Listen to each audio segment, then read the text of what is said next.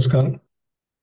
आत्ताच संध्याताईंनी सांगितल्याप्रमाणे डॉक्टर ग.वा. करंदीकर व्याख्यानमालेतील आजच्या सत्रामध्ये मी भारतीय संस्कृतीतील शास्त्रीय ज्ञानभांडार आपल्या पूर्वीच्या ग्रंथांमध्ये जे काही सायन्स सांगितलेलं आहे त्याविषयी आता मी बोलणार आहे. आपले जे ज्ञानभांडार आहे ते मुख्यत्वे 6 शाखांमध्ये.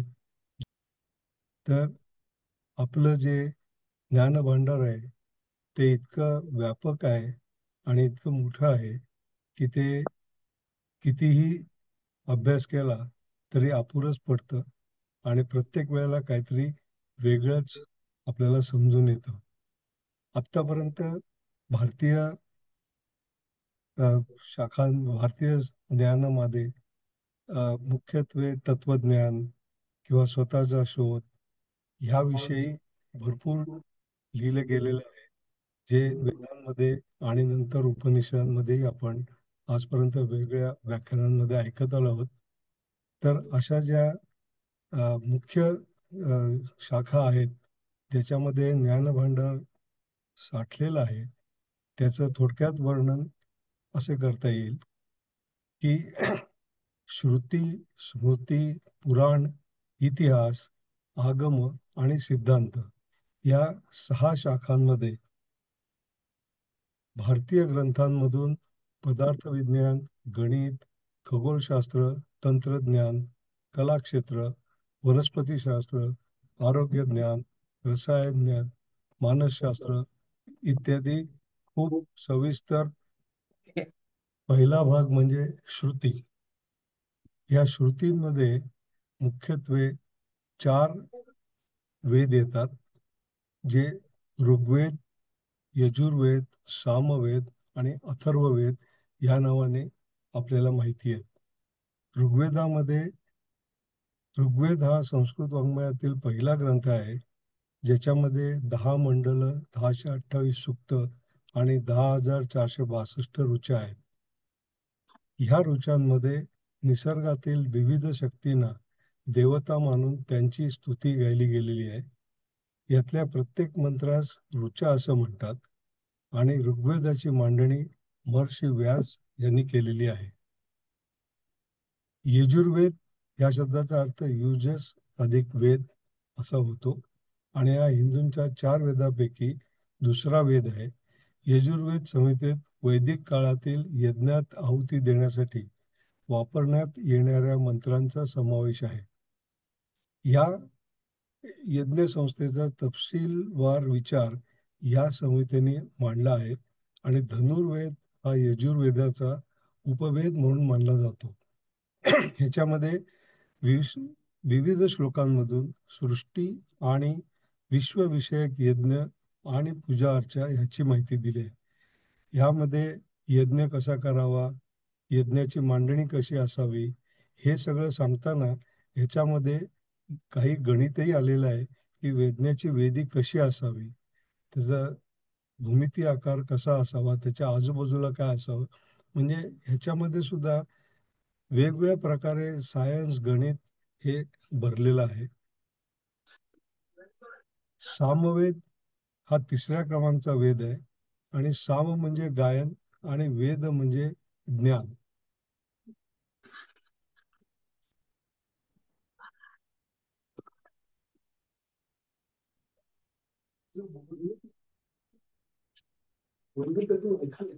काही बोललो नाही.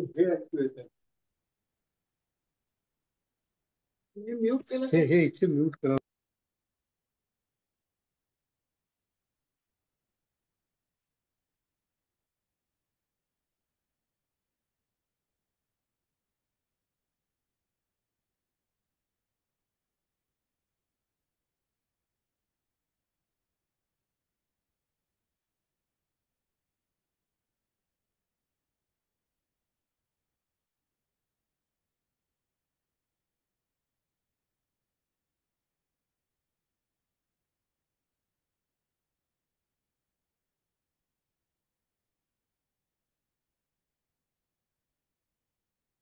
सामवेदामध्ये सुद्धा सृष्टी आणि विश्वविषयक वेगवेगळी वर्णन आहेत. आणि सामवेदाला तर श्रीकृष्णाने सर्वात महत्वाचा वेद म्हणून गीतेमध्ये म्हटलेलं आहे. त्याच्यानंतर आहे अथर्ववेद. आयुर्वेद हा अथर्ववेदाचा एक भाग आहे, तो त्याचा उपवेद आहे. आणि त्याच्यामध्ये जीवनातील अडचणी, औषधी वनस्पती आणि संकटांवरील उपायांची माहिती दिलेली आहे. यातील वेगवेगळ्या श्लोकांमधून सृष्टी आणि विश्वविषयक वर्णनं आहेत.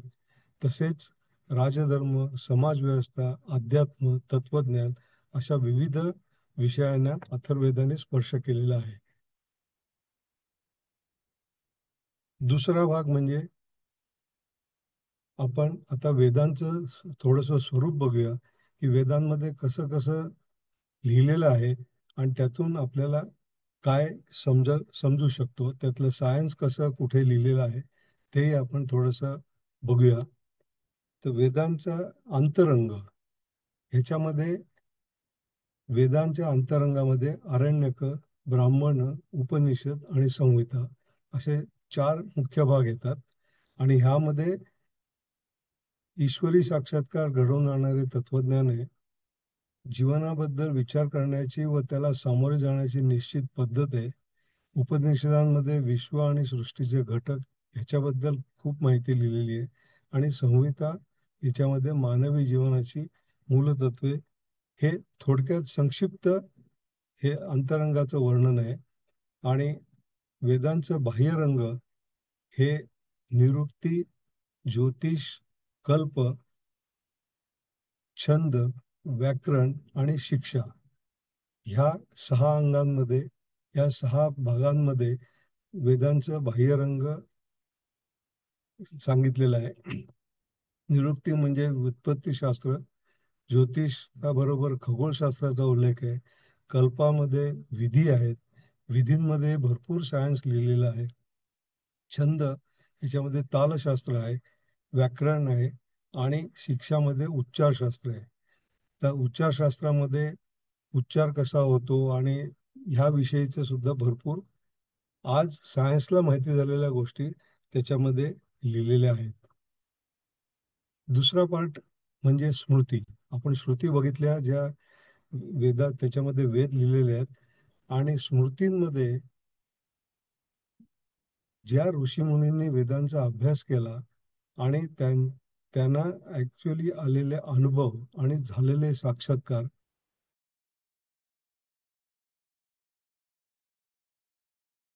ज्ञान याचा समावेश होतो. पण या सर्वांचे मूळ मात्र श्रुतींमध्ये आहे, की ज्या ब्रह्मदेवाने त्याच्या निद्रेत कथन केलेले आहेत.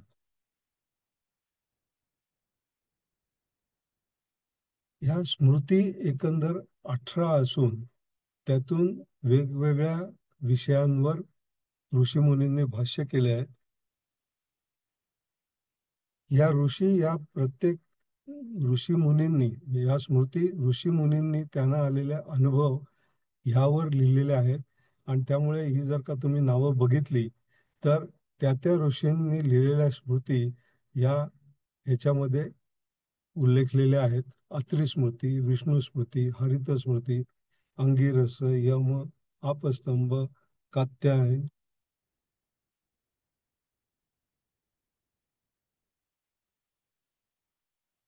पराशर, व्यास, शंख, दक्ष, गौतम ह्या सर्व ऋषींनी त्यांना वेदांचा अभ्यास केल्यानंतर जे काही प्रत्यक्ष अनुभव आले, जे काही आणखी ज्ञान झालं, ते त्यांनी स्मृती म्हणून लिहून ठेवलेले आहेत. आणि अशा 18 स्मृती आहेत. त्यानंतर तिसरा भाग आपण बघितला, की ज्याच्यामध्ये आपलं ज्ञान सगळं भरलेलं आहे, तो म्हणजे पुराण. एकंदर 18 पुराणं असून ती सर्व व्यास महर्षींनी लिहिलेली आहेत.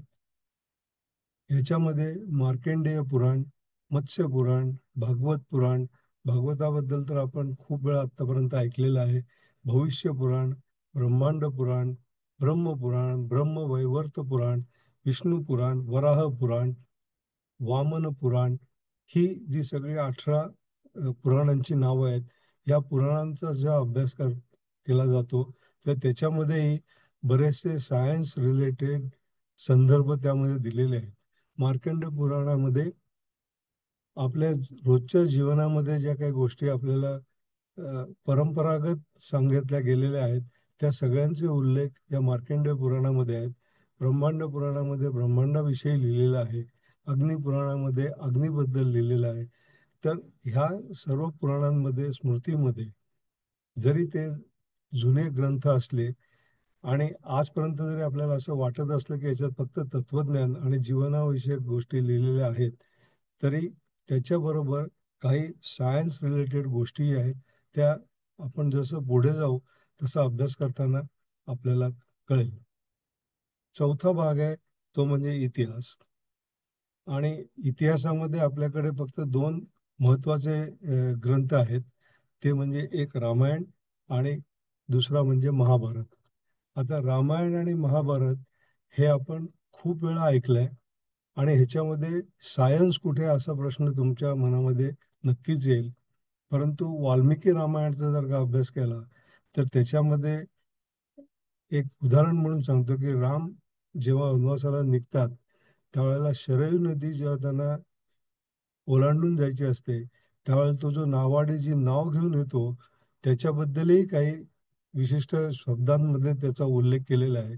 मी थोडक्यात नाव कशी असावी ह्याचा रामायणामध्ये मी जवळजवळ 5,000 वर्षापूर्वी किंवा त्याच्या अगोदर द्वापार युगामध्ये त्याच्याबद्दल लिहून ठेवलेलं आहे.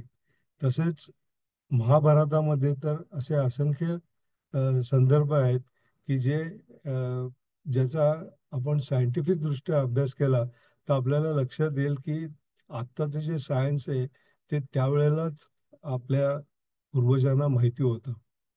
एक उदाहरण द्यायचं झालं तर महाभारतामध्ये जयद्रथ वध हे सगळ्यांना माहिती असेल.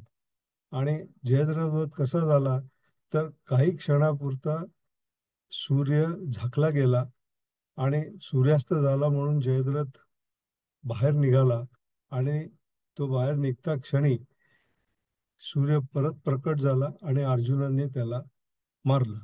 आता ह्याच्यामध्ये आतापर्यंत आपण असं ऐकत आलो की श्रीकृष्णांनी आपल्या सुदर्शन चक्रांनी सूर्य झाकला आणि त्यामुळे सगळ्यांना वाटलं की सूर्य मावळला आणि ज्या क्षणी जयद्रथ बाहेर आला त्यावेळेला त्याने ते सुदर्शन चक्र हलवलं तिथून आणि पुन्हा सूर्य तळपायला लागल्यानंतर यांनी वध केला. आता हे जरी कथानक म्हणून जरी असलं तरी जर का आपण ह्याच्यावर थोडा विचार केला की श्रीकृष्णाने सूर्य झाकला हे म्हणजे काय, तर लोकमान्य टिळकांनी याचा अभ्यास करून त्यांनी असं म्हटलंय की त्यावेळेला सूर्यग्रहण झालं आणि त्या सूर्यग्रहणाच्या कुरुक्षेत्राचे अक्षांश रेखांश वेळ हे सगळं गणितात मध्ये मांडून त्यांनी असं सांगितलं की महाभारत जेव्हा घडलं त्याचा त्यांनी वेळ सांगितला जो साधारण 5,150 वर्षापूर्वीचा आहे. त्याचबरोबर आपल्याला असे म्हणता येईल की श्रीकृष्ण किंवा त्यावेळचे जे कोणी ऋषीमुनी असतील त्यांना ग्रहणांबद्दलही व्यवस्थित माहिती होती आणि श्रीकृष्णाला ते माहिती असल्यामुळे त्यांनी जे शब्द दिला होता की म्हणजे अर्जुनांनी जयद्रथाला ठार करण्यासाठी, तर ती वेळ आणि ते सगळं जुळवून आलं आणि बरोबर सूर्यास्ताच्या वेळेला पहिल्यांदा सूर्यग्रहण झालं. त्यामुळे लोकांना असं वाटलं की खरोखरच सूर्य मावळला आणि काही वेळातच जेव्हा सूर्यग्रहण सुटलं त्यावेळेला अर्जुनाला जयद्रथाचा वध करता आला. आत्ताच्या गणिताप्रमाणे सुद्धा जर आपण बघितलं तर सूर्यग्रहण हे जास्तीत जास्त 7 मिनिटं होऊ शकतं, 7 ते 7.25 मिनिटं. आणि महाभारतात उल्लेख केल्याप्रमाणे जयद्रथाचा वध इतका इतका क्षणात झाला की इतरांना कोणाला त्याला वाचवताही आलं नाही. ते सगळे संदर्भ लावता असंही लक्षात येतं की त्या काळामध्ये सुद्धा सायन्स खूप माहिती होतं. एक आपण पुढे नंतर बघणार आहोत कारण एक महाभारतातली आपल्याला कथा माहिती आहे की मारुती आपली शेपटी आडवी ठेवतो आणि भीमाला सांगतो तू उचलून दाखव. ही कथा सगळ्यांना माहिती असेल. त्याला जरी कथानक ह्या दृष्टीने आजपर्यंत आपण ऐकलं असलं, तरी ती शेपूट एवढी जड कशी झाली? तर ज्या 8 सिद्धी आहेत, त्या आपण नंतर शेवटी बघणार आहोत.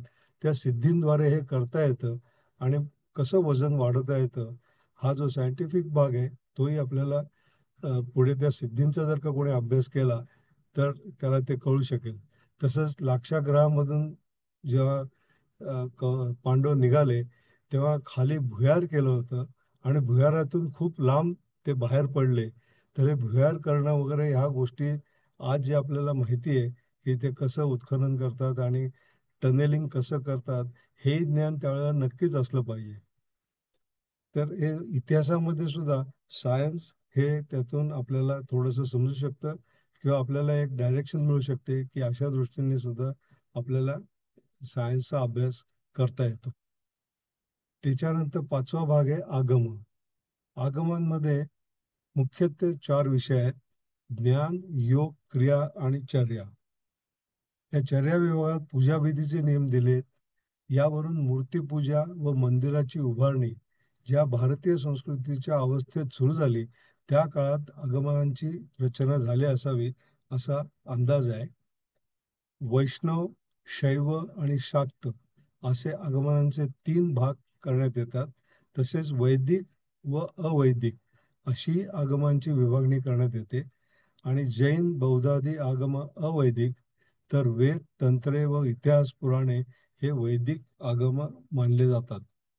परंपरेनुसार 28 आगम व 108 उप आगम मानण्यात असले तरी त्यात सर्वत्र उपलब्ध नाही. या आगमांमध्ये स्थापत्य कलेमधील अनेक गुपितं दडलेली आहेत.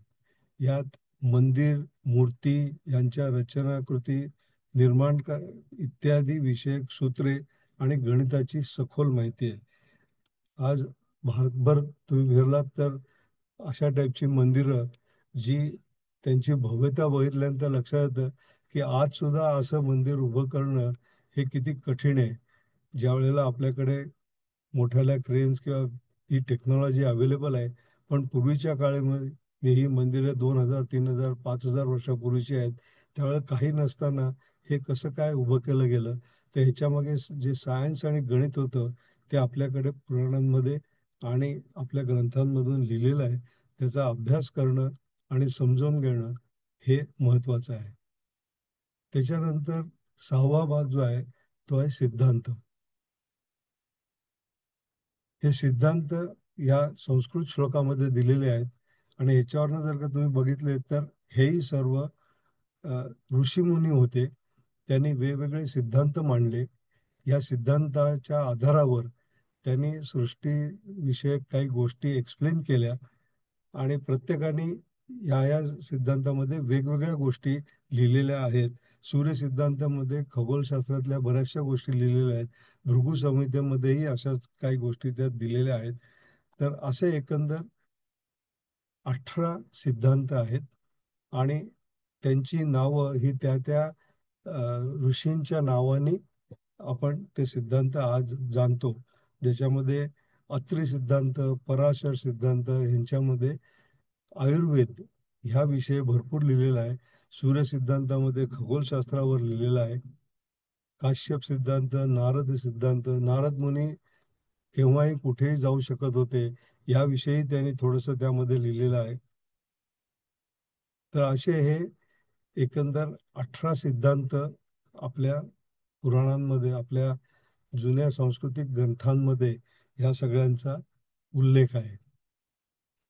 तसंच पाहता आपली जर का आजपर्यंत झालेली वाटचाल आणि भारतामध्ये असलेली देदीप्यमान परंपरा ह्याचा आपण अभ्यास केला असता असं लक्षात येतील, की आता मी जे पुढे दाखवणार आहे त्या काळामध्ये हे जे वैदिक ज्ञान, विज्ञान पुढे आलं, त्याच्यातून लोकांना समजेल अशा तऱ्हेचं स्थापत्य, इंजिनिअरिंग ह्या गोष्टी लोकांना समजून दिल्या आणि ते करण्यासाठी ह्या ज्या मोठमोठ्याली साम्राज्य होऊन गेली, त्यांना ह्याचं क्रेडिट आपल्याला द्यायला पाहिजे.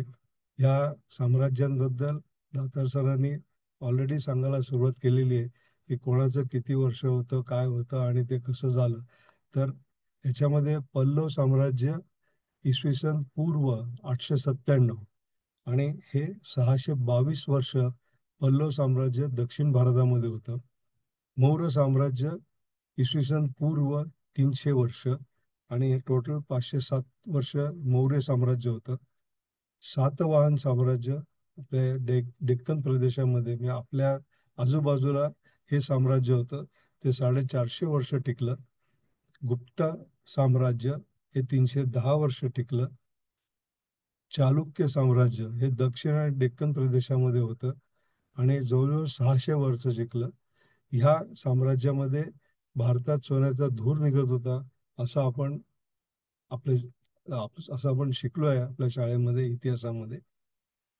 पांड्य साम्राज्य हे 238 वर्ष टिकलं आणि चोला साम्राज्य हे जवळजवळ 400 वर्ष 9व्या शतकापासून 13व्या शतकांपर्यंत हे साम्राज्य टिकलं. ह्याच साम्राज्याच्या काळामध्ये खूप मंदिरं उभारली गेली आणि खूप सायंटिफिक गोष्टी झाल्या. त्या आपण ह्या लेक्चरमध्ये आणि पुढच्या काही लेक्चर्समध्ये ही गोष्ट बघणार आहोत. तर संघाचा उद्देश एवढाच आहे की ही 300-400 600 वर्ष टिकलेली साम्राज्य आपण कधीच शाळांमध्ये शिकलो नाही. परंतु इंग्रजांचं साम्राज्य जे मात्र आपल्याकडे 150 आणि ओव्हरऑल मे बी आणखी 50 वर्ष जास्त टिकलं असेल, त्याची मात्र सखोल अभ्यास आपल्याला शिकवला जातो. परंतु खरी जरुरी आहे की म्हणजे आपली साम्राज्य त्यांच्या काळात काय काय घडलं आणि ते कसं कसे उदयास आली आणि त्यांनी लोकांसाठी इतरांसाठी त्यावेळेला काय काय केलं हे आपण समजून घेण्याची जास्त जरुरी आहे. आत्तापर्यंत पाहिलेल्या 6 शाखांमध्ये भारतीय ऋषीमुनींनी ज्ञानभांडार जतन करून ठेवले आहे. हे सर्व ज्ञान काही हजारो वर्षापूर्वीचे आहे. त्यानंतर कालीन ऋषितुल्य व्यक्तींनी भारतीय ज्ञान परंपरेत आणखीन मोलाची भर घातली आणि हे जे आता मी पुढचे सांगणार आहे हे सगळं सायन्स आणि गणित, आयुर्वेद, मेडिकल ह्या रिलेटेड ह्या लोकांनी सगळं आपलं लिहून ठेवलेलं आहे. पहिलं म्हणजे सुश्रुत संहिता. ही इसवी सन पूर्वी 1000 म्हणजे आजपासून साधारण 3000 वर्षापूर्वी वेगवेगळी औषधं आणि शल्यचिकित्सा याबद्दलची डिटेल माहिती सुश्रुत संहितेमध्ये आहे. त्यानंतर शल्भसूत्र ही 800 इसवी सन पूर्व 800 म्हणजे आत्तापासूनचे साधारण 2800-3000 वर्षापूर्वी ह्याच्यामध्ये धर्म, दैनिक कर्मकांड आणि गणित हा विषय शल्भसूत्रामध्ये खूप डिटेलमध्ये लिहिलेला आहे. त्यातली कित्येक सूत्र अजूनही अभ्यासाला वाव देतात. त्याच्यामध्ये पायथागोरसचं सूत्र सुद्धा शल्भसूत्रामध्ये लिहिलेलं आहे आणि पायथागोरसचा जो आपल्याला नंबर माहिती आहे 3.14 तो कसा लक्षात ठेवायचा इत्यादी गोष्टी या शल्भसूत्रामध्ये सांगितलेल्या आहेत. नंतर वैशेषिक सूत्र म्हणजे ऋषी कणाद इसवी सन पूर्व 600 यांनी त्या काळामध्ये मूलभूत कण आणि गतीचे नियम ह्याबद्दल खूप लिहून ठेवलेलं आहे. ते जरी सूत्ररूपात नसलं तरी त्याचा जो काय अर्थ आहे तो अर्थ आणि आपण जे न्यूटनचे नियम शिकलो ते हे दोन्ही किती सारखे आहेत.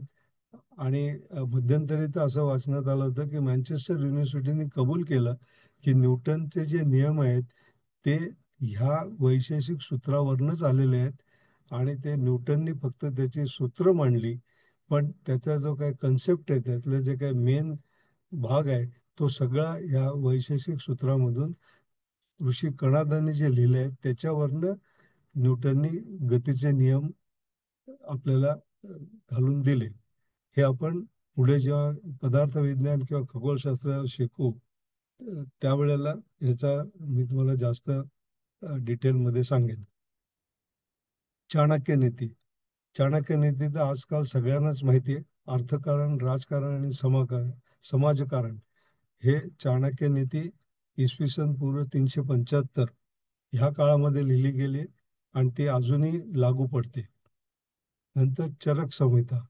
चरक संहिता हे 200 वर्षापूर्वी, इसवी सन पूर्व 200 ह्या काळात लिहिली गेली आहे. आणि हे पूर्ण आयुर्वेद या चरक संहितेमध्ये आहे. आज आयुर्वेदाचा जे अभ्यास करतात ते चरक संहिता आणि सुश्रुत संहिता ह्याचा नक्कीच अभ्यास करतात. कारण या चरक संहितेमध्ये जवळजवळ 10,000 वनस्पती, आता त्यातल्या काही वनस्पती आपल्याला मिळतही नाहीत, परंतु टोटल 10,000 वनस्पती, त्यांचे औषधी गुणधर्म, त्यांचे माणसांवर होणारे परिणाम या बाबतीत चरक संहितेमध्ये आणि आयुर्वेदामध्ये पूर्ण लिहिलेलं आहे. पतंजली योगशास्त्र हे तर आपल्या सगळ्यांना माहिती आहे. आणि पतंजली योगशास्त्र रामदेव बाबांनी सगळ्यांच्या समोर आणलं. ते मोठमोठाले शिबिरं भरून योग कसा करायचा हे शिकवतात. हे आहे इसवी सन पूर्व 200 वर्ष. आणि आता तर योग दिन म्हणून 21 जून हे इंटरनॅशनली ॲक्सेप्टेड योगशास्त्र आहे. त्या दिवशी सर्वत्र साजरा केला जातो. रसायनशास्त्र हे ऋषी नागार्जुन यांनी 2ऱ्या शतकामध्ये रसायनशास्त्रावर भरपूर लिहून ठेवलेलं आहे. त्याच्यामध्ये केमिकल आणि धातू म्हणजे मेटल्स ह्याविषयी सखोल वर्णन आहेत, की केमिकल रिॲक्शन्स कशा होतात, धातू कसा तयार करायचा, त्याची प्युरिटी कशी ठेवायची, या सर्व गोष्टी त्याच्यामध्ये आहेत. नंतर आर्यभट्ट. आर्यभट्ट हे 5व्या शतकात होऊन गेले. त्यांच्या नावाने इस्रोने जो पहिला सॅटेलाइट सोडला त्याचं नाव आर्यभट्ट असंच ठेवलं होतं. कारण आर्यभट्ट हे गणिती होते. त्यांनी खगोलशास्त्रामध्ये भरपूर ज्ञान लिहून ठेवलेलं आहे. त्यांनी 5 ग्रंथ लिहिले. एक गीतिकापाद ते खगोलशास्त्रावर आहे, गणितपाद जे गणितावर आहे, कालक्रियापाद हे कालमापनावर आहे. कालमापना इतकं आत्ता सुद्धा इतकं बारीक कालमापन करणं हे त्या काळामध्ये कसं शक्य झालं, हा खरोखरच आश्चर्याचा भाग आहे. आता आपण गणिती भाषेमध्ये म्हणतो 10⁻⁻53 इतके सेकंद, पण ते ह्याला एक स्पेसिफिक नाव देऊन हे कालमापन कसं करता येईल ह्याच्यावर आर्यभट्टाने लिहिलेलं आहे. गोलापाद ह्याच्यावर सूर्य, चंद्र, ग्रह, त्यांचे भ्रमण कक्षा, त्यांचं स्पीड, ह्या सर्व गोष्टी आर्यभट्टांनी 5व्या शतकामध्ये लिहून दिल्यात. आणि ह्याचा खरा आजचं जे शास्त्र आहे खगोलशास्त्र, ते सुरू झालं केपलर पासून हे 15व्या शतकामध्ये. म्हणजे जवळजवळ 1000 वर्ष अगोदर आर्यभट्टांनी हे खगोलशास्त्रातले सगळे सूत्र आणि नियम लिहून ठेवलेले आहेत. नंतर पंचसिद्धांत हे आचार्य वराहमिर हे 6व्या शतकात होऊन गेले. त्यांनी खगोलशास्त्रावर खूप सविस्तर लिहिलेलं आहे. आणि त्यांच्या काही रुचांमध्ये किंवा त्यांच्या काही श्लोकांमध्ये वाचल्यानंतर असं लक्षात येतं की गुरुत्वाकर्षण ह्या विषयी काहीतरी बोलणारे पहिले म्हणजे आचार्य वराहमिर, ज्यांनी न्यूटनच्या अगोदर 1000 वर्ष गुरुत्वाकर्षण म्हणजे काय ह्याबद्दल श्लोकांमध्ये लिहून ठेवलंय. तर आचार्य माधव हे 14व्या शतकातले मोठे गणिती होऊन गेले आणि त्यांनी गणितातल्या बऱ्याच सूत्रांविषयी विस्तीर्ण लिहिलेलं आहे. तर असं वैज्ञानिक दृष्ट्या अध्ययन आणि संशोधनाची परंपरा काळापासून आपल्याकडे चालत आली आहे. आणि त्यासाठी ऋषी मुनी आचार्यांनी आपलं आयुष्य खर्ची घातलंय. आजच्या विज्ञानापैकी एकही शास्त्र असे नाही की ज्याची मीमांसा वैदिक काळात आपल्या ऋषीमुनींनी केलेली नाही. आता इथून पुढील भागात आपण आपल्या पूर्वजांनी केलेल्या विज्ञानातील प्रगती आणि विश्वनिर्मितीबद्दल मांडलेली गृहीतके आणि सूत्रे याची माहिती घेऊया. संक्षिप्त रूपाने ही जी विज्ञानाची प्रगती आहे ती या 6-7 शाखांमध्ये आपण बघणार आहोत. एक म्हणजे वैद्यकशास्त्र, जे मेडिकल आज आपल्याला माहिती आहे. आणि त्या काळात काय माहिती होतं ह्याचं जर थोडंसं तुलनात्मक आपण अभ्यास करूया, त्यातून त्या काळात किती मेडिकल पुढे गेलं होतं हेही आपल्याला कळेल. रसायनशास्त्र म्हणजे केमिस्ट्री, यंत्र तंत्रज्ञान म्हणजे इंजिनिअरिंग, स्थापत्यशास्त्र, सिव्हिल किंवा आर्किटेक्चर, हे तर आपल्या सगळ्यांना माहिती आहे. जे आपण मंदिरात जर का बघितली तर हे आश्चर्याने तोंडात बोट घातल्याशिवाय राहणार नाही, की असं कसं बांधलं असेल. तर त्यावेळेला हे शास्त्र किती पुढे गेलं होतं हे आपल्याला समजणार आहे. आणि त्याच्यानंतर गणित आणि खगोलशास्त्र. गणित जर का नसतं तर खगोलशास्त्र, स्थापत्यशास्त्र वगैरे ह्या गोष्टी कधीच पुढे आल्या नसतात. त्यामुळे या सगळ्याचा पाया गणित हा असून गणितामध्ये आपण किती पुढारलेलो होतो हे आपण पुढच्या काही लेक्चर्समध्ये याविषयी बघणार आहोत.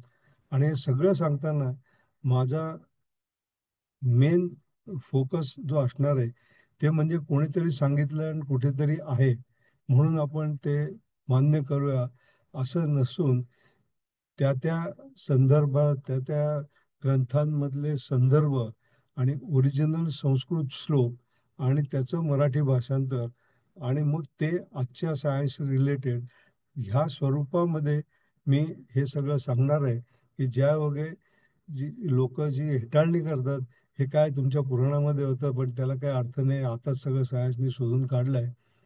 तर ही कल्पना त्यांची नाहीशी करण्याच्या दृष्टीने मी ओरिजिनल रेफरन्सेस आणि ओरिजिनल पुस्तकं यातले संस्कृत श्लोक घेतले आणि मग त्याचं मराठी भाषांतर करून ते आपण ह्याच्या पुढे बघूया. ह्या व्यतिरिक्त अनेक शास्त्र, 32 विद्या आणि 64 कला इत्यादी विषय विस्तृत ज्ञान वेदांमध्ये आणि ही जी मी अगोदर काही पुस्तकं सांगितली, त्या काही संहिता सांगितल्या, जे काही सिद्धांत आहे ह्याच्यामध्ये लिहून ठेवलंय. हे इतकं वास्ट आहे की एखाद्या माणसाला अभ्यास करायचं ठरवलं तर आयुष्य पुरं पडणार नाही. आता आपण वैद्यकशास्त्राकडे वळूया. आजचं मेडिकल शास्त्र खूपच पुढे गेलेलं आहे असं आपण या सगळ्यांनाच तो अनुभव आहे. परंतु ह्या शास्त्राचा पाया जो आपल्या वेदांमध्ये आणि आत्रेय ऋषींनी इसवी सन पूर्वी 600 वर्ष ह्या काळामध्ये ह्याचा पाया रचला आहे. अत्रेय ऋषींनी वैद्यकीय शास्त्राचा पाया घातला आणि ऋषी चरक इसवी सन पूर्व 200 आणि सुश्रुत यांनी त्यावर कळस चढवला. वैद्यकशास्त्रामध्ये आपल्याकडे 3 मोठे ग्रंथ लिहिलेले आहेत, जे चरक संहिता, सुश्रुत संहिता आणि अष्टांग संग्रह ह्या नावाने प्रसिद्ध आहेत. हे तिन्ही ग्रंथ म्हणजे आयुर्वेद. आज आयुर्वेदाला सर्व जगात मान्यता आहे. आज आयुर्वेदाबद्दल पाश्चात्य देशांमध्ये संशोधन होतं. आपल्याकडे होत असेल, पण पाश्चात्य लोकांनी ते संशोधन आपल्यापर्यंत आणलं, की आपल्याला वाटतं की ते त्यांनी खरोखर ओरिजिनल संशोधन केलेलं आहे. पण आपल्याकडे आयुर्वेदामध्ये या सर्व गोष्टी लिहिल्या आहेत आणि ते लोक आज अभ्यास करतायत. आपल्याकडे मात्र ते मागे पडतंय. आज आयुर्वेदिक औषधं सगळेजण घेतात, सगळ्यांना माहिती आहे. परंतु याची सुरुवात इतकी जुनी आहे आणि त्याच्यावर खरा अभ्यास या पाश्चात्यांनी करून आपल्याकडे आणलाय. या आयुर्वेदाचा उगम जर बघितला तर ब्रह्मदेवाने प्रजापतींना आयुर्वेद शिकवला. प्रजापतीने तो अश्विनी कुमारांना सांगितला. मग त्याने इंद्राने भरद्वाज ऋषी, पुनर्वसू ऋषी आणि अत्रि ऋषींना शिकवला. आणि अत्रि आणि पुनर्वसू ऋषींनी आपल्या 6 शिष्यांना अग्निवेश, भेद, जितुकर्ण, पराशर, हरित आणि क्षारपाणी या 6 शिष्यांना शिकवला. यातल्या अग्निवेशांनी ही सगळी संहिता लिहून काढली आणि ती चरक ऋषींनी संकलित केली आणि मग ती आपल्यापर्यंत सोप्या भाषेमध्ये पोहोचवली. म्हणून चरक संहिता हे त्याला नाव पडलं. पण ही संहिता आणि सिद्धांत पराशर संहिता, पराशर सिद्धांत याच्यामध्ये जर तुम्ही बघितलं तर अत्रि सिद्धांत याच्यामध्ये हे सगळं लिहिलेलं आहे. हे मागे आणि ती नावं सांगायचा उद्देश एवढाच आहे की हे किती जुनं आहे. 3-3, 4-4 हजार वर्षापूर्वी ह्या गोष्टी आपल्याकडे शिकवल्या गेल्या. मग चरक संहिता कशी आहे, त्याची जी 8 प्रकरणं आहेत, 8 प्रकरणामध्ये आयुर्वेदाचा तात्विक विचार, रोगनिदानशास्त्र, शरीर विज्ञानशास्त्र, इंद्रिय विज्ञानशास्त्र, रोग आणि विकृतीमुळे होणारी गुंतागुंत, आयुर्वेदातील पवित्र औषधं, पंचकर्म, रोग प्रतिकार हे जी शब्द आज आपण ऐकतोय, ह्याची सगळी सुरुवात ही 3000 वर्षापूर्वी झालेली आहे. आणि त्याच वेळेला ते सगळं ज्ञान तयार झालेलं होतं, ते आज आपण शिकतोय जे इतक्या वर्ष जुनं आहे. त्याच्यानंतर सुश्रुत संहिता. सुश्रुत हे प्राचीन काळातील भारतीय शल्यविशारद होते. सुश्रुत संहिता ह्या आपल्या ग्रंथात त्यांनी 300हून अधिक शस्त्रक्रियेच्या पद्धती आणि शस्त्रक्रियेकरता लागणाऱ्या 120 पेक्षा अधिक हत्यारांचे वर्णन केले आहे. आज जर का तुम्ही ऑपरेशन थिएटरमध्ये काय काय टाईपची हत्यारं असतात हे जर का बघायला तुम्हाला मिळालं, तर किती प्रकारचे वेगवेगळे सुरे किंवा कात्र्या किंवा आणखीन वेगवेगळ्या प्रकारचे इन्स्ट्रुमेंट्स ही जी सगळी आहेत, 120 अशा इन्स्ट्रुमेंट्सची चित्र ही सुश्रुत संहितेमध्ये लिहिलेली आहेत. तर ती चित्र आणि आजचे इन्स्ट्रुमेंट्स ऑपरेशन थिएटर मधली ही तंतोतंत जुळतात. आणि त्याच्यावरून तुम्हाला लक्षात येईल की सुश्रुत जेव्हा शल्यचिकित्सा करायचे त्यावेळेला वेगवेगळी ही इन्स्ट्रुमेंट वापरून त्यांनी ऑपरेशन्स केलेली आहेत. त्याचबरोबर सुश्रुत संहितेमध्ये शस्त्रक्रियेआधी काय तयारी करायची आणि शस्त्रक्रियेनंतर जखम शिवण्यासाठी काय तऱ्हेचे धागे वापरायचे ह्याही सगळ्याचा विचार सुश्रुत संहितेमध्ये आहे. सुश्रुतांचा पुतळा गंगा नदीच्या काठी आज जे वाराणसी शहर वसले त्या परिसरात सुश्रुतांनी आपल्या विद्येचा अभ्यास तसाच प्रसार केलाय. आणि शल्यक्रियेमधील त्यांच्या महत्त्वपूर्ण योगदानामुळे सुश्रुत शल्यक्रियेचे पितामह म्हणून ओळखले जातात. हजारो वर्षापूर्वी असलेले आपले ज्ञान जे आज वैद्यकीय क्षेत्रात मान्य झाले आहे आणि जे आज केवळ नवीन उपकरणामुळे आणि मशीनमुळे शक्य झाले आहे. आता ह्याच्यामध्ये 2 उदाहरणं म्हणून मी तुम्हाला पुढे सांगणार आहे, की यातलं पहिलं एक उदाहरण आहे, ते म्हणजे मनुष्य जन्माची कहाणी. जी आजच्या विज्ञानाला मे बी शेवटच्या 100 वर्षामध्ये कळलं असेल, ते आपल्याकडे कित्येक वर्षापूर्वी माहिती होतं. आणि त्याचं एक उदाहरण म्हणजे ही ओवी. ही ओवी तुम्हाला वाचल्यानंतर लक्षात आलं असेल, की ही ज्ञानेश्वरांची ओवी आहे. यांनी 13व्या शतकामध्ये त्यांच्या 13व्या अध्यायातली 106वी ही ओवी आहे. आणि ह्याच्यामध्ये जे लिहिलं आहे, की पुरुषांमधील शुक्रजंतू आणि स्त्रियांमधील शोणित पेशीच्या मिलनातून मानवी जन्माची प्रक्रिया सुरू होते. ही गोष्ट 13व्या शतकातली आहे. आणि आपल्याकडे काही 100-125 वर्षापूर्वी ह्या गोष्टींवर अभ्यास सुरू झाला. पण ज्ञानेश्वर माऊलींना हे 13व्या शतकातच लिहून ठेवलंय. आणि ह्याच्याही अगोदर काही ऋषीमुनींनी ह्या गोष्टी लिहून ठेवलेल्या आहेत. आणि ही जी प्रक्रिया ज्ञानेश्वरांनी लिहून ठेवली किंवा आपल्या ऋषीमुनींनी जी लिहून ठेवलेली आहे, ती कोणत्याही प्रकारच्या उपकरणाची मदत न घेता हे जेव्हा ज्ञानेश्वर महाराज सांगतात, त्यावेळेला आजच्या डॉक्टरांनी आश्चर्य वाटण्याचं राहत नाही. कारण आज ते जे बघतायत ते सगळं एक्स-रे, एम-आर-आय, अमुक-तमुक या सगळ्या इन्स्ट्रुमेंट म्हणून बघतात. पण ज्ञानेश्वरांनी कसं बघितलं, त्यांना काय दिव्यदृष्टी होती का काय होतं, त्यातून हे त्यांनी बघितलं. आणि नुसतं बघितलं नाही तर लिहून ठेवलं. आणि मग पुढे जर का त्याचा अभ्यास ज्या वेळेला केला गेला, त्यावेळेला हे जे मी चित्र दाखवतोय, हे एक 13व्या शतकामध्ये म्हणजे सॉरी 8व्या शतकामध्ये चोला राजवटीत श्री वरमुथेश्वर टेम्पल, कांचीपुरम, तामिळनाडू इथे हे टेम्पल आहे. आणि या टेम्पलच्या भिंतींवर हे ही सगळी चित्र कोरून ठेवलेली आहेत, ज्याच्यामध्ये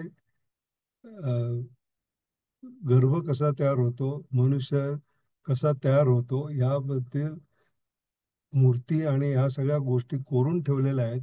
आणि ही जी काही चित्र आहेत, ही चित्र आज 10वीच्या सायन्सच्या पुस्तकामध्ये आपण ती बघतोय, जी आपल्याकडे 8व्या शतकामध्ये झालेली आहेत. आपल्याकडे 2500 वर्षापूर्वी गर्भ उपनिषद लिहिलं गेलंय. आणि त्याच्यामध्ये मनुष्य जन्माची कहाणी म्हणजे गर्भाची वाढ कशी होते हे इतक्या डिटेलमध्ये लिहिलेलं आहे. वाचून नक्कीच आश्चर्य वाटतं की हे त्यांना कसं कळलं त्या काळामध्ये. तर पहिल्या 2 दिवसामध्ये एक संयुक्त पेशी तयार होते. 15 दिवसात मांसाचा गोळा तयार होतो.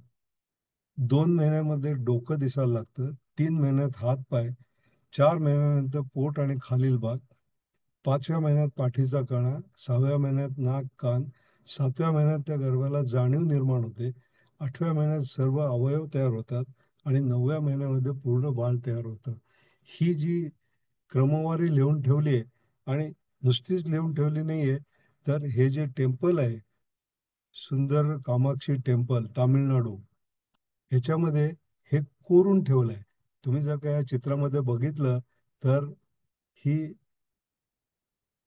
ह्या निरनिळ्या गर्भावस्था, कसा गर्भ वाढत जातो आणि फायनली गर्भ कसा तयार होतो, मूल कसं तयार होतं, हे कोरून ठेवलंय. आणि ह्या चित्रामध्ये त्याची संपूर्ण वाढ झालेली अवस्था दाखवली. ही चित्र नीट पहा. आणि ही पुढची जी 2 चित्र आहेत, ही आत्ताची सोनोग्राफीची चित्र आहेत. 9व्या महिन्यामध्ये बाळ कसं दिसतं. तर हे चित्र आणि हे चित्र, ह्या दोघांमध्ये किती साम्य आहे. हे आहे 50 वर्षामध्ये निर्माण झालेलं आणि हे जे आहे हे 13व्या शतकामध्ये कोरून ठेवलेलं. म्हणजे त्या काळामध्ये कोणतीही इन्स्ट्रुमेंट्स नसताना सुद्धा आपल्याकडे हे सर्व ज्ञान होतं. आणि आज सोनोग्राफीतली इमेजेस आणि भिंतींवर कोरलेले इमेजेस, ह्याच्यामध्ये काहीही फरक नाहीये. हे डिटेल त्या काळामध्ये लोकांना माहिती होतं. हे बघितल्यानंतर नक्कीच आपल्याला आश्चर्य वाटतं की हे कसं शक्य झालं. त्याच्यानंतर आपण जेव्हा शाळेत शिकलो त्यावेळेला विल्यम हार्वे हा ब्रिटिश वैज्ञानिक, ज्यांनी 1628 मध्ये रक्ताभिसरण सांगितलं. म्हणजे रक्त शरीरामध्ये कसं फिरतं त्याबद्दल त्यांनी लिहून ठेवलंय 1628 मध्ये, जे आपण शाळांमध्ये शिकलो. परंतु आपल्याकडे भिला संहितेमध्ये हे 7व्या शतकात लिहून ठेवलंय की हृदो नस्सो रस्सो निस्सरती तस्मात इतीचे सर्वशः शिराभी हृदयम चेती तस्मात प्रभावा शिरा. म्हणजे ह्याचा मराठी भाषांतर असं आहे की रस म्हणजे रक्त हृदयातून वाहते, सर्वत्र पसरते आणि शिरांमधून परत येते. हे ज्ञान आहे 7व्या शतकातलं. आणि पाश्चात्यांना हे 1628 मध्ये समजलं. जे आपण आता शिकलोय, आपली पिढी, आपल्या मागची पिढी, हे रक्ताभिसरण, विल्यम हार्वे, हे सगळे शब्द आपण त्यावेळेला सायन्समध्ये शिकलोय. बर, हे रक्ताभिसरण शिकलो, पण हृदयामधून हे वाहतं म्हणजे काय होतं. तर याबाबत 1669 मध्ये हा मार्शल माल्फिगी हा जो इटालियन शास्त्रज्ञ होता, त्यांनी ते हृदय कसं ते पंप करतं आणि रक्त कसं पुरवलं जातं, हे 1669 मध्ये, म्हणजे 1628 ते 1669, म्हणजे 41 वर्षानंतर हृदय का फिरतं ह्याचा शोध त्यांनी लावला. पण आपल्याकडे मात्र ह्याच्या पुढच्या श्लोकामध्ये तत्संकोचम च विकासम च स्वतः करूयात पुन्हा पुन्हा, म्हणजे हृदय स्वतःच संकोच पावते आणि विस्तारणे ह्या क्रिया पुन्हा पुन्हा करत राहते. म्हणजे 7व्या शतकातली माहिती ही 1628 मध्ये काहीतरी नवीन समजलं म्हणून आपल्याला शिकवली गेली. पण हे आपल्याकडे इतकं जुनं माहिती आहे. हा त्यावेळेला जर का आपल्याकडे कुठे अभ्यास झाला असता तर मे बी विल्यम हार्वेच्या जागी एखादा भारतीय नाव येऊ शकलं असतं. त्याच्यानंतर वैद्यकशास्त्रामध्ये हा माधव निदानम ह्या नावाचा ग्रंथ आचार्य माधवकर यांनी 7व्या शतकात लिहून ठेवला. ह्याच्यामध्ये नाडी परीक्षेबद्दल खूप काय काय लिहिलेलं आहे. नाडी परीक्षा करून रोगाचं निदान करणं हा यातला मेन भाग आहे. तर ह्या ग्रंथामध्ये मी जे उदाहरण म्हणून घेतलंय ते आहे विक्षेपिका हृदयंत्र रोग लक्षणम. म्हणजे आज हार्ट अटॅक हा शब्द आपल्या कानावर बरेच वेळा पडतो. तर हा हार्ट अटॅक म्हणजे काय, ह्याची लक्षणं काय, हे सगळं 7व्या शतकामध्ये माधवाचार्यांनी लिहून ठेवलाय. हा संस्कृतचे एक श्लोक आहे की वृद्धा क्षेपिका यत्र पीडा भवेत सा विक्षेपिका किंवा गदा संप्रदिष्टा. याचा मराठी अनुवाद जर का बघितला तर छातीत दुखणं हे असंतुलनामुळे होतं असं म्हणतात. आणि ह्यावेळी हृदयाच्या आसपास कळा येतात. तर ते असंतुलन म्हणजे आत्ताच्या आयुर्वेदिक भाषेमध्ये कफ कफ पत्त कफ पित्त आणि वायुदोष ह्याच्यामुळे हे होतं. तर ह्याच्या असंतुलनामुळे हा प्रकार होतो. आजच्या सायन्समध्ये ह्याच्यापेक्षा काही वेगळं नाहीये. दुसरं, ह्यावेळेला काय होतं तर अथो वामबाहो तथा वामभाग स्थितांशी स्थित मध्ये पृष्ठ प्रदेशे. हे ह्याचे ह्या संस्कृतचं मराठी भाषांतर जर का बघितलं, वामबाहो म्हणजे डावा हात, वामभाग म्हणजे डावी बाजू, पृष्ठ प्रदेश म्हणजे पाठ आणि अधिग्रीवमुप्रा म्हणजे मानेपाशी. ह्या ठिकाणी ह्या कळा मुख्यतः येतात. म्हणजे हार्ट अटॅकच्या लक्षणांमध्ये हेही सगळ्यांना आज माहिती झालं असेल की असंच होतं. त्यानंतर पुढे काय होतं तर दाह, निश्वास, मोह आणि वैवर्ण. म्हणजे याचा अर्थ, या संस्कृत श्लोकाचा अर्थ असा आहे की ह्या रोगात असह्य कळ येते. दाह म्हणजे जळजळ होते छातीमध्ये, श्वास घ्यायला त्रास होतो, मोह म्हणजे त्याचा अवसान, रोग्याचं अवसान जातं. आणि काही वेळेला वैवर्ण्य म्हणजे रंग बदलतो. म्हणजे माणूस आपण म्हणतो ना त्याचा रंग बदलला, काळपट पडला किंवा काय असेल ते. तर हे सगळं 17, 18, 19 ह्या श्लोकांमध्ये त्यांनी हे लिहून ठेवलेलं आहे त्यांच्या माधव निधनम या ग्रंथामध्ये.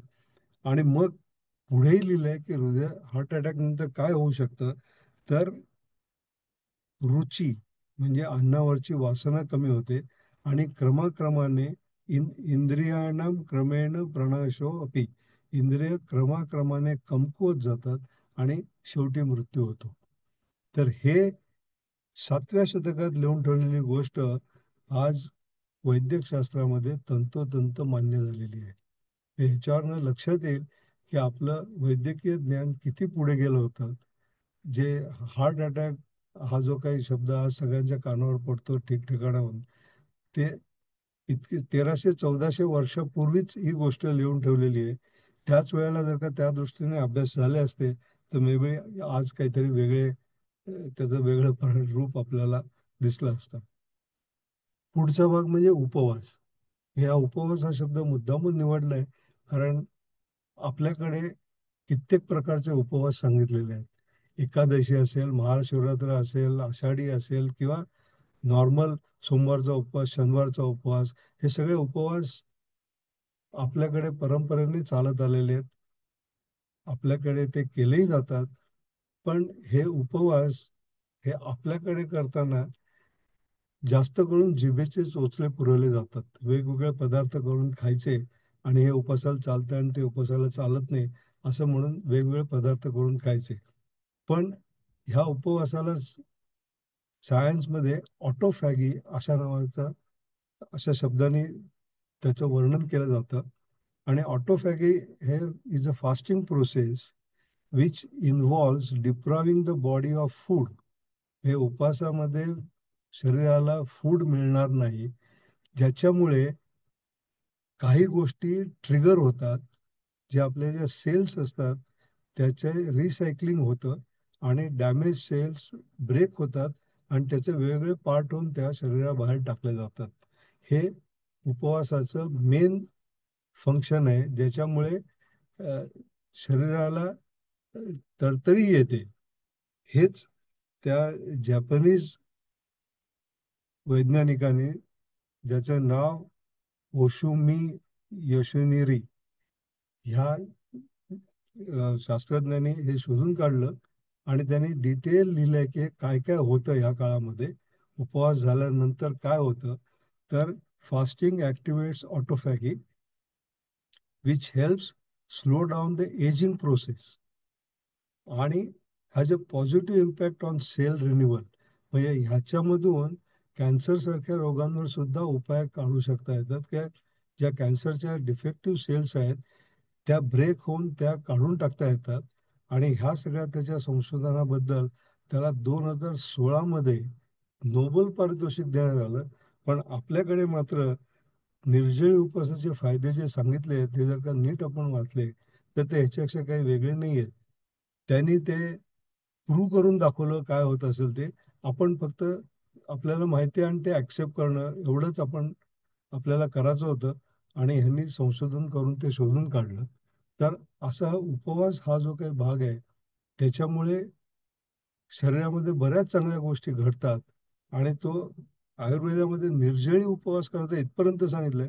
पण आपण ते वेगवेगळ्या गोष्टी खात जिभेचे चोचले पुरवतो. त्याच्यानंतर पुढचं आहे आपलं हजारो वर्षापूर्वीचं ज्ञान. आता हे ज्ञान वैद्यकीय शास्त्रातलं अं, आपल्याकडे परंपरेनुसार आलं. म्हणजे आपल्या आई वडिलांनी आपल्याला सांगितलं, त्यांच्या आई वडिलांनी त्यांना सांगितलं, असं पूर्वीपासून आलेलं आहे. आज त्याची खूपच हेटाळणी केली जाते. आणि एस्पेशली पाश्चात्य लोकांना तर याच्यावर अजिबात विश्वास नाहीये.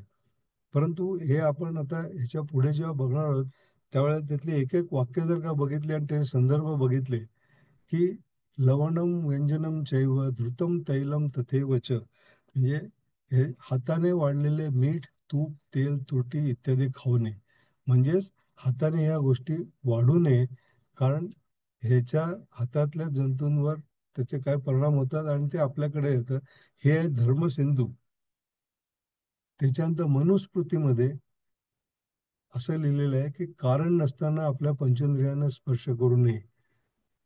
हे वाचल्यानंतर तुम्हाला जर का करोनाचा काळ आठवला तर लक्षात येईल की त्यात कायम सांगत होते की डोळे चोळू नका, नाक चोळू नका, उगाचच जरुरी नसेल तर ह्या गोष्टी तुम्ही करू नका, कारण त्यातून त्या स्पर्शातून करोना पसरतो वगैरे वगैरे. हे मनुस्मृतीत आहे.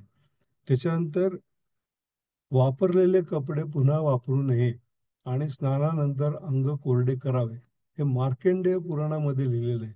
मी सुरुवातीला जे काही उल्लेख केले पुराणांचे त्याच्यामधले मार्कंडेय पुराणामध्ये रोजच्या आयुष्यामध्ये काय करावं ह्या गोष्टी अगदी व्यवस्थित लिहिलेल्या आहेत. आणि ह्या ह्याची आपल्याकडे टिंगल होत राहिली ती. त्याच्यानंतर सुश्रुत संहितेमध्ये खाण्यापूर्वी अन्न सेवनापूर्वी आपले हात पाय व तोंड धुवावे.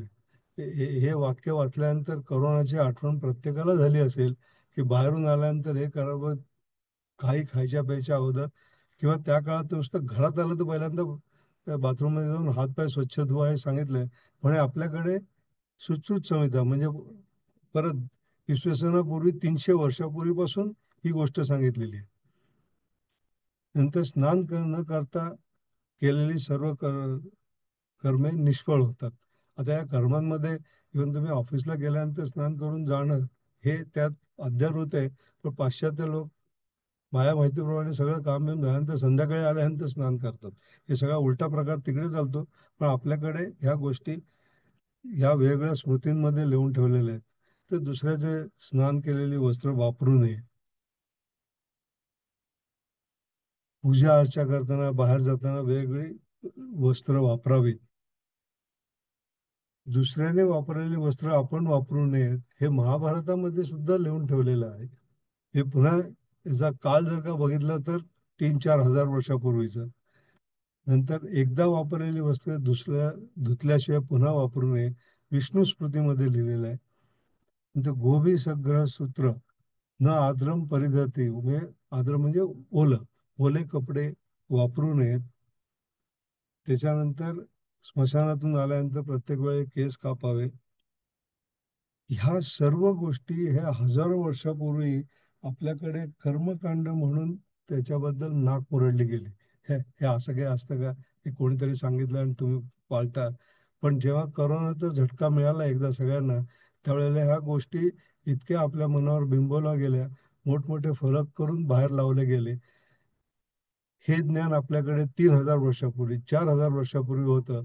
पण ते त्याचं महत्व समजायला करोनासारखं काहीतरी व्हायला लागलं त्यावेळेला आता ते तरी सुद्धा अजून लहान मुलं हे किती करत असतील ही शंकाच आहे. पण निदान ह्याची प्रचिती सगळ्यांना आली आहे. आणि हे आपल्याला पुढे आचरणात आणलं पाहिजे. आता शेवटच्या भागाकडे वळताना अष्टसिद्धी हे मार्कंडेय पुराणामध्ये ज्या लिहून ठेवल्या आहेत, ते खरं म्हणजे आजच्या वैज्ञानिकांचं मोठं आव्हान आहे. त्या अष्टसिद्धी काय आहेत? तर अणिमा, महिमा, लघिमा, गरिमा, प्राप्ती, प्राकाम्य, ईशित्व आणि वशिष्ठ. ह्या 8 सिद्धी आहेत. ह्या मार्कंडेय पुराणामध्ये लिहिल्या आहेत आणि त्या साध्य करणं हे अतिशय कठीण आहे. ह्या मी आता पुढे दाखवतोय.